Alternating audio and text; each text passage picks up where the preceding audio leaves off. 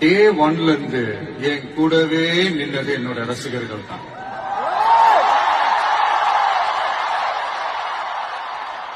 ஒரு நாள் 2 நாள் இல்லைங்க, கிட்டத்தட்ட ஒரு 30-33 வருஷத்துக்கு மேல என் கூடவே நின்றுக்கிறாங்க. அதனாலதான் நான் என்ன டிசைட் பண்ணேன்னா, அடுத்த 30-33 வருஷத்துக்கு அவங்களோட நான் நிக்கிறோம்னு முடிவு பண்ணிட்டேன்.